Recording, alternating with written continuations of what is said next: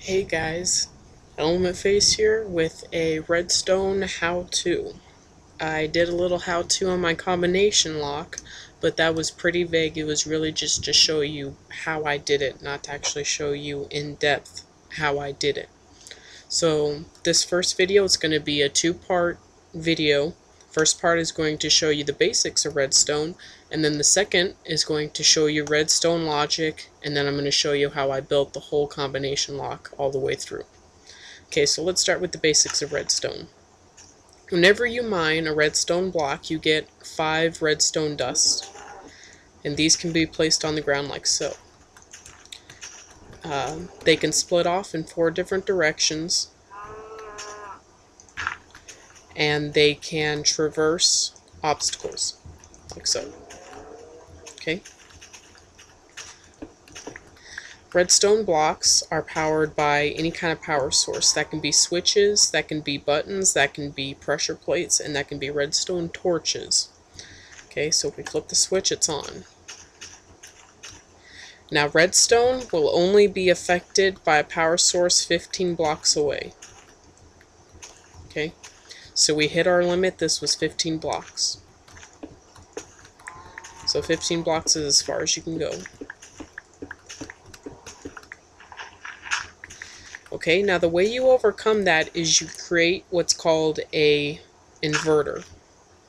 Okay.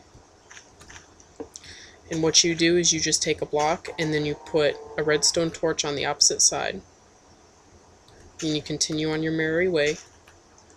And then you create another inverter, and it can be as close or as far as you want it to be. And that will extend your signal up to 15 blocks away from this inverter. Okay. Oh. I'll mention why that didn't work in a minute.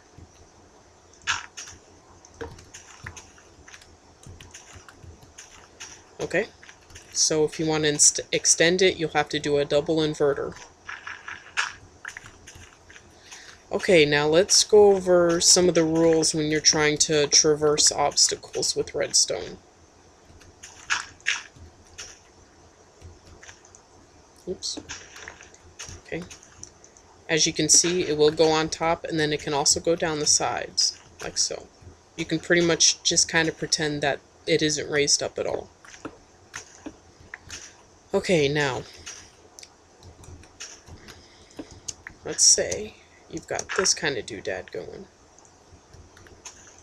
Okay, it will not go down more than 1 block at a time, as you can see. Okay, and then there's also another limitation to it.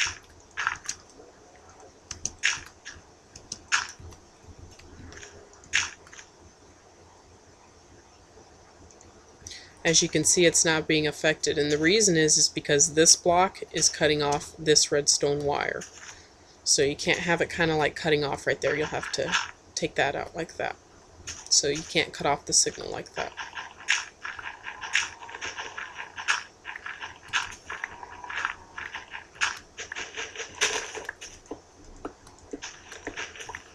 Okay, and then here's another little thing you probably don't know about redstone, is it's actually a compass.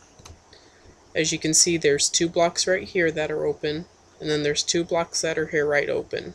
That means that's north and that's west.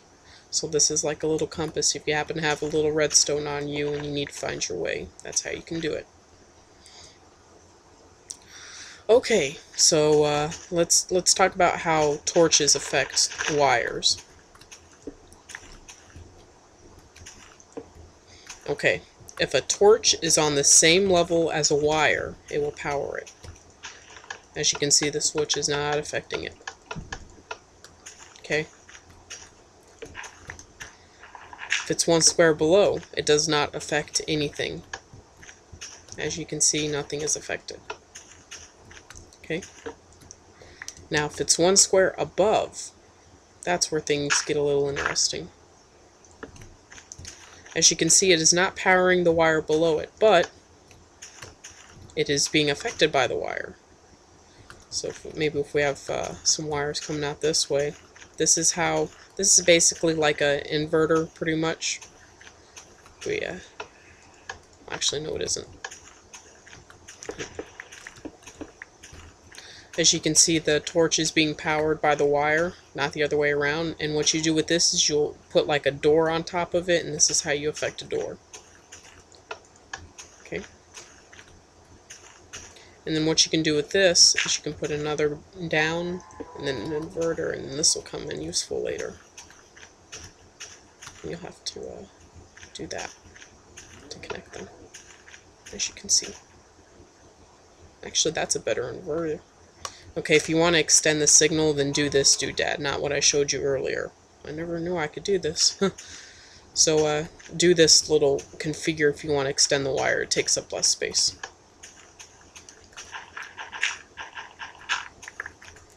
Okay, so in this quick little video, we went over some of the basics of Redstone, how it's powered by switches, how it affects torches, and how torches can affect the wires. We went over that wires can split off from each other. And we also learned that a wire can only go 15 squares from a power source, but it can be extended by that last little thing I showed you. And so I'll see you in the next video when I show you some binary logic.